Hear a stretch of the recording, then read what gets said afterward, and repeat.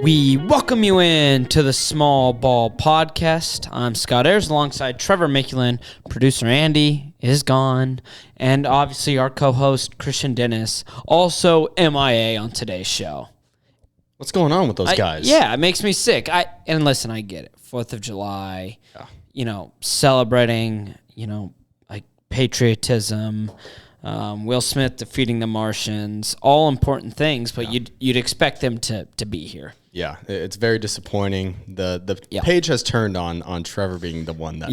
Listen, ever since Christian got married, he started to miss some shows. Where are his priorities at? Yeah. Podcast 1, marriage 2. That was what we had in the contract. That was his contract he signed. And all the sponsors we had, they said, hey, we understand you're married. You need to be there for every show. Yeah. So it's why we don't actually have a sponsor for today's show. That's why. Yeah, that's why. Nothing else. Free agency's kind of come and gone. There's still some guys available. It wasn't, I think, the big splash that we were expecting.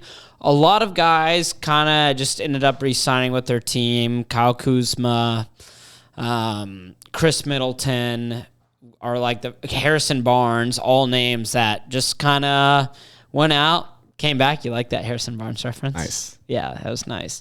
Now we still got some interesting signings and some fun signings, and so I guess Trev, we'll just start with who would you say was your big winner, maybe big loser of free agency? Yeah, like you said, free agency has come and gone. It feels like there are some good names still out there. Kelly Oubre, Matisse Thybulle, Mason Plumlee got signed, I think today. Clippers, $6 million. Yep. But there are some winners, there are some losers, and I think we'd be foolish not to say that the Indiana Pacers are winners of free agency thus far. They have made just brilliant moves and very crafty work from their front office. And so, they drafted Jarris Walker. They went out, they signed Bruce Brown. They traded Chris Duarte for 2 seconds. They extended the franchise player, Tyrese Halliburton. You can't go wrong with extending one guy like that. And then they traded 2 future seconds for Obi Toppin. And you know what they say about him? Ain't no stopping. There ain't no stopping Obi Toppin. Yeah. So those moves right there to me are really good moves to build around Tyrese Halliburton and to have guys that are, on the same timeline as him. And I'm just impressed with what they've done. We put out a video on YouTube just talking about the Bruce Brown signing, which is 2 years, $45 million. I think that's the number. It's in the 40s. And a lot of people, I saw some serious overreaction on the amount of money that Bruce Brown's getting. If you look into the details, you see that it's a 2-year deal, but the second year is a team option. So that opens up flexibility. If Bruce Brown doesn't perform in the first season, he doesn't need to come back. So I like that move. It gets them to the minimum point that the new CBA has in their agreements. So I like the move a lot. And you lock up Tyrese Halliburton. That you cannot go wrong with that. He is your franchise guy. Yeah, he's one of the top players in the NBA. And even Obi Toppin, you acquire a guy who Tom Thibodeau does not like playing certain players. So this gives Toppin an opportunity to maybe get a little bit more playing time. Pronouncing the TH as Thibodeau. That was crazy. Instead of Thibodeau. I like that. Thibodeau. I like that. Yeah, and Mr. Thibs. But I do like just an opportunity for Toppin to go to a young team that will have some potential in the East. And we even talked about in the video, the East is becoming more and more open. And Bruce Brown, too, we're very high on. I think he was so misused early on in his career that when he came to Denver, people were like, is this maybe a fluke? It's, oh, no, this is just how he should have been used from the start of his career. Brooklyn just kind of used him as a Swiss Army knife, goes to Denver, becomes a backup guard, and flourished. Yeah. Obi Toppin is getting some possibly, hype up for most improved player. Ooh. Yeah, a lot of potential when he was coming into the league, but hasn't lived up to it. So no, he hasn't. Yeah, but can't hurt to go somewhere new. Yeah, no, it's an exciting time, I think, if you're a Pacer fan. And I guess I'll go over to the West. Give us your winner. Let me give you my winner. Two teams that I'm not going to pick as winners because they're big market teams. But it's just one of those things where you're across the room from someone and you just give them a little head nod. A little honorable mention head nod. Yeah, it's an honorable mention head nod. They're big market teams, so they don't get anything else. I'll give you one as well after you give us your two. Okay. Yeah. The Lakers and Suns. Yeah, you got to give them head nods. They deserve head nods. The Suns, it was like, how are they going to build a bench? And after this, I was like, okay, so they built a bench. Yeah. And then I look over at the East and I see green Boston across the room, and I give them a nice head nod. Exactly. Respect. Nothing more, just a little tip of the cap. They got the unicorn added to the roster. Pingus is a Celtic. And my goodness, is he good at basketball? He is very good. He had maybe his best year of his career in Washington and Boston. And then, the L-words, they stocked up. And they somehow were able to re-sign everyone they wanted to re-sign. And then you get Gabe Vincent on a 3-year deal. You bring back D'Lo, Reeves, and Hachimura, and it's like, oh my gosh, this team off the bench, they now have a better bench. They can stretch the floor more because really their only shooter was Malik Beasley last year.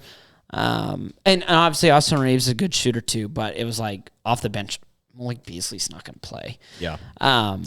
So yeah, but we're not going to say anything more about the L-words other than, they do scare me. Death Star is looming essentially. But I will say, I don't necessarily love the contract, how big of contracts they were, but I actually do like the moves that the Houston Rockets made. And part of that is in order to be a winning culture and in order to progress as a franchise, as a winning franchise, you have to bring in players who have won before. Fred VanVleet has won a championship. Jeff Green has won a championship. Dylan Brooks, although he was the meme and it really fizzled out in that last year in Memphis, has been on very winning teams with the Grizzlies. Like I said, I don't necessarily know if I agree with how much they paid VanVleet and and Dylan Brooks. But you do need to make those moves because before, Houston was really just, hey, what kind of highlight reel mixtapes can we put up? And obviously with Ime Udoka, am I saying that right? Udoka? Yeah, that sounds right. Yeah, that sounds about right. Who is one of the best coaches in the NBA. You need to bring in some defensive dogs, which is who Dylan Brooks is. JJ Redick even said, the facade that Brooks wasn't going to get paid was crazy because he's a great defender. His outside shooting was really bad at the end of the year. Great defender, can kind of shoot. And then, obviously, and they got Jacques Landau. They did. And so now you have a backup to Sengun. Yep.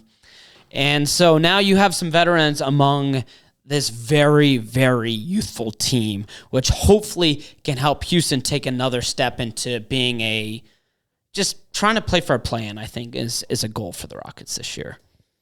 Yeah, well, I mean, there's no other way to segment this into into my losers. Yeah. I really think that the Rockets are the losers of free agency. I'm not sold with what they're doing, what they're building. I don't even like the personnel that they have necessarily in the locker room. Sure. And they added from the draft another guy that has questionable Cam Whitmore, who he slipped in the draft because of possibly injuries. He has some looming injuries going on. But another reason that I saw was because his interviews were bad. And I know one or two things about bad interviews. Yeah. Oh, you have a bad one in the past? I've interviewed people that have interviewed poorly. The job in college. Cam apparently had some bad interviews. And already on that roster, you have KPJ, you have Jalen Green, two guys that, there's been things out there recently with Jalen Green. Yeah, he's had kind some of a videos. Goofball. And then KPJ just has been kind of a head case through his young career. And so you added a guy in the draft like that. And then in free agency, you turn around and you're throwing $80 million for 4 years to Dylan Brooks. And I don't need to remind you guys what we saw Dylan Brooks do in the past season. Yeah, that was bad playoff series. Awful. It was bad playoff series. And honestly, he's just a chippy guy. He's kind of a dirty player. And you kind of need that. The Rockets didn't have any of that. And that's where I'll rebuttal you here. They also traded KJ Martin for some second-round picks. But you need some chippiness you need someone on your team that people don't like. I don't think adding Dylan Brooks to a team where last season we saw Jabari Smith Jr. start fighting on the bench with some of the teammates. Like we saw that happen in Houston last year, and you're adding more fuel to that fire. I think you bring in, though, veteran leadership, which they didn't have. Like Jeff Green and Fred VanVleet, and you don't even have to talk about Dylan Brooks, but those two guys are highly regarded from their past teams. They're more highly regarded. And on top of that, I know Udoka in Boston, why he got fired. Oh my gosh, yeah. They just don't care. They do not care. No, but I do like their veterans that they brought in. They didn't have any. Who was their veteran before that? Did they have one? Eric Gordon. Yeah, and you and me actually watched some Rockets games last year. There were possessions where, because I had Eric Gordon on my fantasy team, and I love Eric Gordon. He didn't move on the court. Oh, it's because they got freaking Jalen Green just shooting shots, shoots 50 shots a game. Yeah. To be honest, man, I'm not buying that Fred VanVleet and Jeff Green are going to come in and start like some yoga session and calm these young dudes down. No, they won't, but I do like the signings a lot. I don't see them as like just vets coming in with like Vince Carter type respect.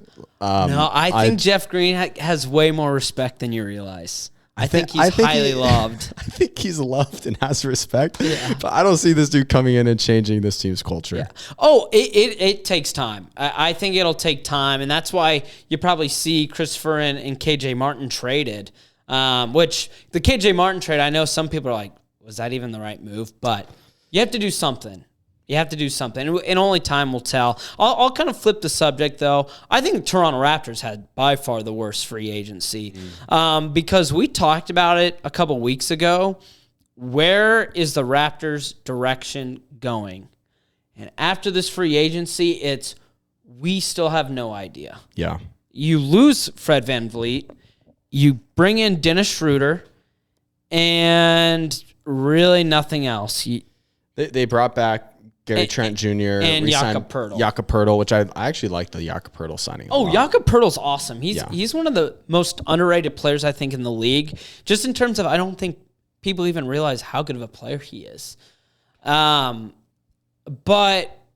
I mean, they missed the playoffs, and their reaction is, well, let's bring it back. Let's run it back. Exactly. And let's downgrade our point guard. And you downgraded your point guard. Schroeder is not an upgrade. And I get it, maybe it's a salary thing, but man. Well, yeah, the Rockets, not to bring it back to them, but wholly overpay. Yeah. $130 for 3 years for Fred VanVleet. Are you kidding Which me? I love. Shocker legend. Yeah. Shocker legend. No, the Raptors, though, I mean, I don't know what they're doing. They're not, and you do have some pieces like Siakam and Scotty Barnes who are going to continue to get better. Gary Trent's hit his ceiling. Yeah, I mean, Siakam has hit his ceiling. That dude's already in his early 30s. Yeah. I think he's like 30 maybe. I could be wrong on that. Anyways, I think what they did was I want to see them choose a direction, and maybe they're going to roll into next offseason. They fired their head coach, so that's a sign of change. Maybe they're going to roll in, see what this team can do, and by trade deadline, be ready to blow it up. That could be it, too. I mean, it's something, let's see what happens by deadline. But, I mean, even the year before, they were a 6 or 7 seed and lost to Philly in 5 or 6 games. They haven't improved. And sometimes it's okay to just recognize, like, we need to have a serious retooling. We need to blow it up. But just kind of running it back with the worst point guard is just crazy to me. Yeah. And they turned down all the Fred VanVleet deals at last season's deadline, and then they lose him for nothing. And they haven't traded OG while his value's at his peak. I don't see that value going up unless this dude turns up next season, in which maybe they can get the 10 first-round draft picks that they want for him, or whatever the number is. And OG said that he wants to be more of a primary ball handler. And well, now that I guess you bring in Schroeder, maybe you'll let him do that. I don't know what they want to do. If I'm their GM, dude, I'm going youth, building around Scotty Barnes. Let's freaking do it. If you really believe that this dude's the franchise, then start making some of these moves and sell these guys while they still have value and while you still can get something for them. You can't let a Fred VanVleet go. Like, come on, you guys. Yeah, because you could have probably gotten a couple first-round picks for him. Absolutely. Or young pieces. Yeah, maybe a young piece, maybe a first-round draft pick. Yeah, it just those are the moves that, if you like, I'll say as a Denver fan, you're like, man, I'm glad I have a competent front office. Yeah. That at least, especially what's funny is their front office has been regarded as amazing. Ujiri, he's loved. So we're two dudes that, are just fans. Maybe we're wrong, and maybe the experts are actually right, but from our seats, it looks awful. And the NBA is very much what can you do for me now? Because the Kawhi Leonard move and winning that championship deserves to be highly regarded. But really, post Kawhi, it's been this purgatory of we don't really know how to build this roster. And then Nick Nurse when he left, he's like, good luck with this team. Like, it's like a bad dog. Yeah, good luck with this guy. He's a pain in the rear. Like, that's how it felt Nick Nurse was leaving. Yeah. So, honestly, this is a huge season for Scotty Barnes. If he can show what he showed in his rookie season, this franchise will be okay because he showed flashes of being a top 10 talent in the NBA. Yeah. A perennial level star. So he showed that, and it kind of disappeared in season 2. So if they can get that out of Scotty, then they're going to be okay. They're going to be okay. It's all hinging on him. It is. Yeah, which it's a lot of pressure on you, Scotty, and I know you're a listener, but it is important to recognize that you need these young players to develop in order to ultimately be a contender and play for a championship. Absolutely. They're not playing for a championship next year. I can say that on the record. I like that. You like that? I'll say it on the record as well. Lock it in. Lock it in. It's July 3rd, 2023. It's easy. July 3rd, Raptors not going to be a championship contender next year. Beautiful. Other loser, I think it's worth mentioning, Charlotte Hornets. Yeah. Miles Bridges. Beat his wife. This is really embarrassing. For not only for Charlotte and that organization, but also for the NBA. What are we doing here? Yeah, it is a bad look. What do you do? Like, what are you supposed to do? Just let him walk, and then another team signs him? Like, you have at least that ability to be like, hey, we don't put up with domestic abuse.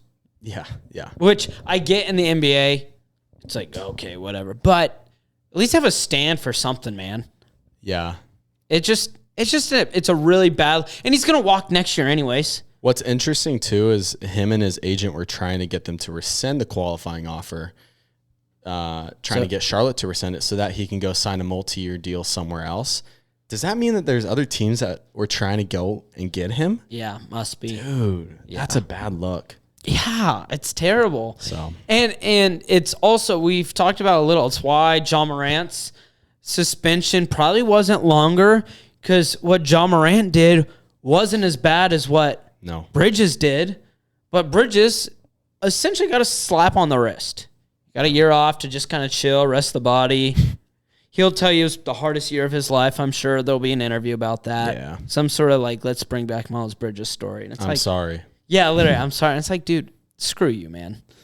It's just embarrassing. That's like the one really big, just sad area in sports in general is like some of these dudes are like the Miles Bridges types, which they're rare, but they shouldn't be back in the league. Like you abuse your wife and you go to jail, your work isn't gonna be like, all right, just a week suspension without pay, and then you can go back to going customer service. Yeah, it's tough. Yeah, it's bad. So, Charlotte, right now you're in timeout. Charlotte's in timeout. I think it's fair as a small ball podcast to make a stand. Charlotte Hornets are on timeout for, let's say, what do we want to do? Time limit or just until we say no longer timeout? We'll give them 15 minutes. 15 minutes in timeout. Yeah, definitely. That's good. Have fun being in timeout.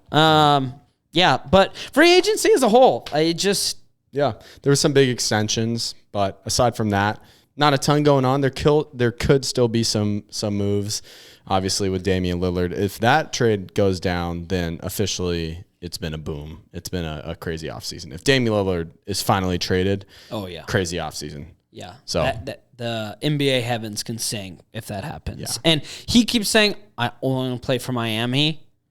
Portland, at the end of the day, they're going to try to do right by him. They're going to accept a deal that makes the most sense for them. Yeah, and I think that's what they should do. I don't like players picking where they go. Yeah. That's a whole nother thing. Yeah, it's pretty ridiculous. I mean, he doesn't, for Bradley Beal, kind of made sense because it made sense. He had a no trade clause. Dame doesn't. So Dame doesn't get to choose where he gets to go. No, and you do feel bad for Dame just because he did give everything to the city. Yeah, absolutely. Portland, and he's a legend there and always will be. Yeah, and the front office too. We've touched on it.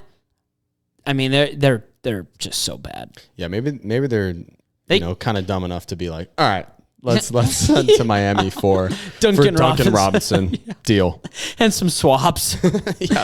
Swaps. Dude, I mean, come on. And I even saw a report players are watching this situation with Dame to see, like, for future years, like, do I want to sign in Portland?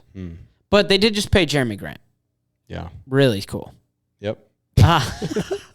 Yeah.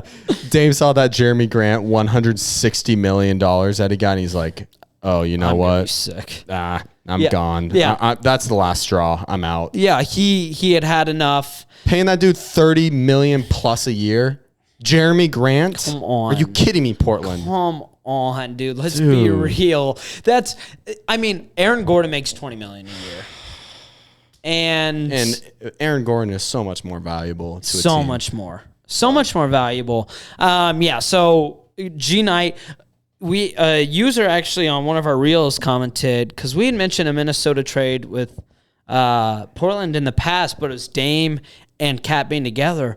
What if there was a trade with Minnesota, Cat for Dame? Other assets would need to be included, but just those two being the headliners could be kind of interesting. Yeah, that's fun. Imagine a backcourt of Dame and Anthony Edwards. Yeah, I don't know. Dame would be like, dang it, Minnesota. I wanted to go to the beaches in Hawaii. Now I got to put on a freaking sweater, leather jacket, and snow boots. Yeah. But there's certainly beaches in Minnesota. Oh, really? For lakes. Yeah. Okay. Well, yeah, I could see that being fun for honestly both teams. Yeah, Scoot and Anthony. Scoot, Amph, and Cat. Yeah. That's an interesting. I don't know if I like it. And Shaden Sharp. Oh, and Shaden Sharp, dude. I'm honestly more excited to see Sharp than Scoot next season. Yeah. I think he's going to be a contender for big jump. Most improved player. Yeah, big jump. And then on the flip end, Minnesota would have King Mike Conley, probably coming off the bench now. Doing it. Anthony Edwards, though, Dame Lillard, Rudy Gobert, Jaden McDaniels. Throwing anyone at the 5, and now you're looking at a really, really scary starting 5. Yeah, well, Rudy. Well, that's fine, but Rudy and backup? You're Dame, looking for a backup 5? They need like a 4. Oh, okay. Ant, Dame, Rudy, Jaden McDaniels. Got it. Kyle Anderson, is he put still in there? slow-mo. Yeah. Anyways. That's a fun team. I like it. I like that. Trev, I think that's about it for today's show. That's all we got. That's all we got. Quick one. Like we said, Christian was gone, Andy was gone, but we said the only fireworks that are happening are on this show. That's right. Check out our YouTube. We're putting out videos nowadays more frequently. Like the videos. It helps with the algorithm. We're trying to figure all that out. But yeah, but it's been fun. Whoa, jinx. I like that. Well, for the great Trevor Maitland, I'm Scott Ayers. We say so long for now. We will see you next week.